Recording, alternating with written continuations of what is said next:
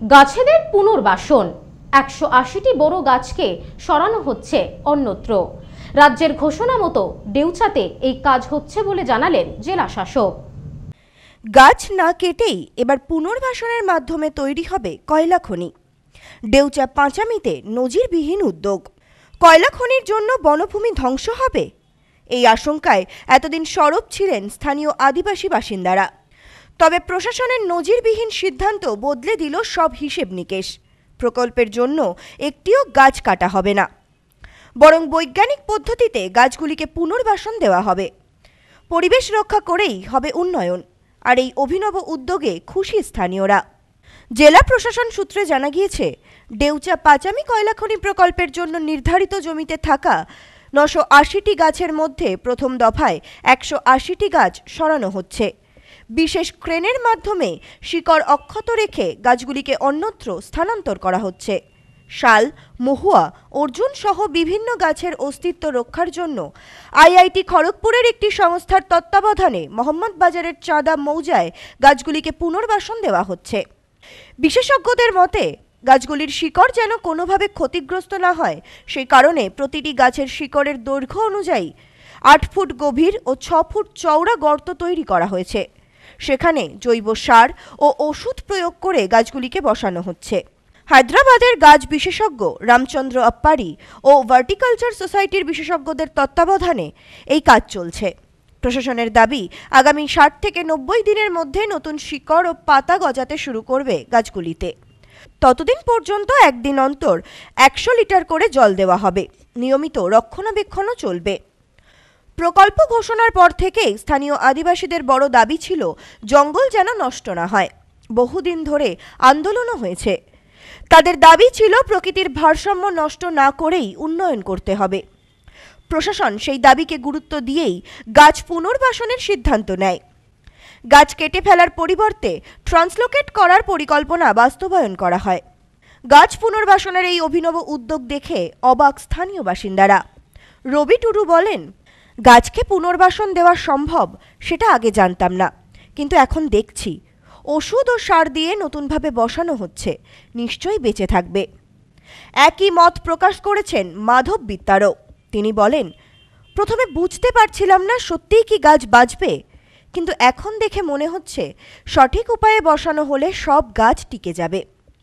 এক আদিবাসী প্রবীণ বলেন, আমাদের সংস্কৃতির সঙ্গে জঙ্গল গভীরভাবে জড়িয়ে। মহুয়া, অর্জুন, মুরগা গাছ আমাদের ঐতিহ্য। প্রশাসনের এই উদ্যোগ দেখে মনে হচ্ছে প্রকৃতি ও উন্নয়ন একসঙ্গে সম্ভব।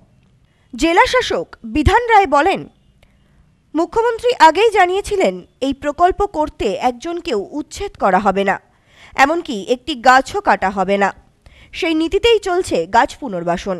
আজকে তো দেখলেন, এখানে আমরা যেটা রাজ্যের মাননীয় মুখ্যমন্ত্রী নির্দেশ দিয়েছিলেন তার ভাবনা এবং পরিকল্পনায়, যে আমাদের যে প্রস্তাবিত যে কোল ব্লক, যেখানে আমাদের প্রথম ফেজের ক্ষেত্রে আমরা বলছি যে 326 একর ম্যাপ অনুযায়ী, তার তো আমাদের তার প্রাথমিক যে কাজ ওভারবার্ডেন রিমুভাল, কলের ওপরের স্তরে যে ওভারবার্ডেন আছে ব্যাসাল স্তর, সেটার কাজ শুরু হয়েছে।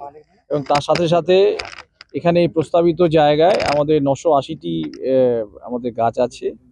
সেই গাছের মধ্যে আমাদের মহুয়া গাছ আছে, তারপরে আমাদের অর্জুন গাছ আছে, আমাদের মুরগা গাছ আছে, একটা শিরীষ গাছও আছে। এই গাছগুলি আমাদের কাছে চ্যালেঞ্জ। রাজ্যের মাননীয় মুখ্যমন্ত্রী বলেছিলেন যে একজন মানুষকে উচ্ছেদ হবেন না, কোনো জঙ্গল নষ্ট হবে না, কোনো গাছ নষ্ট হবে না। সবকিছু যেভাবে মানে প্রকৃতি যেভাবে এখানে সাজিয়ে রেখেছে ঠিক সেইভাবেই থাকবে। তারই ফলশ্রুতি হিসেবে আজকে আমরা ট্রান্সলোকেশন অর্থাৎ গাছের যে প্রতিস্থাপন, সেই প্রতিস্থাপন আমরা করলাম। আজকে দিয়ে আমরা শুরু করেছি। আপনারা দেখবেন এখানে সারি সারি পিট কাটা আছে। প্রায় প্রত্যেকটা পিট হচ্ছে 9-10 ফুট লম্বা আছে, 5 ফুট 6 ফুট করে চওড়া আছে, আমাদের 5 ফুট 5.5 ফুট করে ডিপ আছে। এখানে ট্রিটমেন্ট করে এটা করা হচ্ছে, যেখানে গাছ আমাদের বিশেষজ্ঞরা আছেন। এবং আমাদের আরেকটি সহায়ক জিনিস হয়েছে যে আমাদের এডিএম এলএ যিনি আছেন, তিনি নিজেই হর্টিকালচারিস্ট।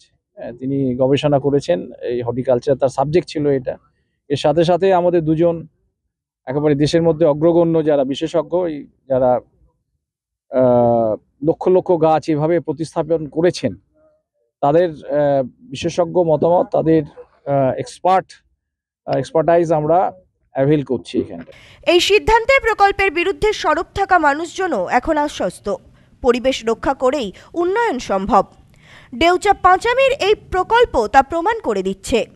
বিশেষজ্ঞরা বলছেন, এই উদ্যোগ পরিবেশ সংরক্ষণের দৃষ্টিকোণ থেকে গোটা দেশের জন্য একটি মাইল ফলক হয়ে থাকবে। ডেউচা পাঁচামির কয়লা খনি প্রকল্প বাস্তবায়নের পাশাপাশি প্রকৃতিও রক্ষা পাবে, জীববৈচিত্র্যও সুরক্ষিত থাকবে। প্রকল্প এলাকার একাধিক প্রাচীন গাছের নতুন জীবন পাওয়া পরিবেশ রক্ষার ইতিহাসে এক গুরুত্বপূর্ণ অধ্যায় হয়ে থাকবে। প্রশাসনের প্রতিশ্রুতি ও আধুনিক প্রযুক্তির সহায়তায় উন্নয়ন ও প্রকৃতির মধ্যে এক সুন্দর সমন্বয় তৈরি হচ্ছে। এটাই ভবিষ্যতের পথ দেখাবে। বিষয়টি নিয়ে প্রতিক্রিয়া দিয়েছেন তৃণমূল নেতা অনুব্রত মণ্ডল। তিনি বলেন, মমতা ব্যানার্জি সব প্রাণীকে ভালোবাসে, তেমনি গাছকেও ভালোবাসে। ডিএম সাহেব নিশ্চয়ই আপনাদের সব ব্যাপারটা বলেছে। একটা জায়গা থেকে গাছ আজকে 180টা গাছ তুলে অন্য জায়গায় বসানো হচ্ছে। 980টা গাছ আছে, সব গাছগুলোকেই তুলে বসানো হবে। এর নাম মমতা ব্যানার্জি। মমতা ব্যানার্জি প্রত্যেকটি প্রাণকে ভালোবাসে, প্রত্যেকটি মানুষকে যেমন ভালোবাসে, গাছের একটা প্রাণ আছে। গাছ, সেই প্রাণটাকে নষ্ট করার অধিকার আমাদের যদি মমতা ব্যানার্জির ব্যবস্থা করে। খুব খুশি, কেন ওই আদিবাসী ভাই বোনরাই তো এই গাছগুলো দীর্ঘদিন লাগিয়েছে, 50 বছর 60 বছর করে বয়স। আবার ওই গাছগুলোকে ফিরিয়ে দাও। কর্মসংস্থান কি হচ্ছে? 100 বার অনেক কর্মসংস্থান, অনেক চাকরি হয়েছে, সবকিছুই হচ্ছে। মানুষ মানে 1 লক্ষ মানুষ করে খাবে। Bureau report, news no man's land, Birbhum. বধুয়া গুঁড়ো মশলা, গন্ধেও ভালো, স্বাদেও ভালো। বধুয়া গুঁড়ো মশলা সম্পর্কে আনে অটুট বন্ধন।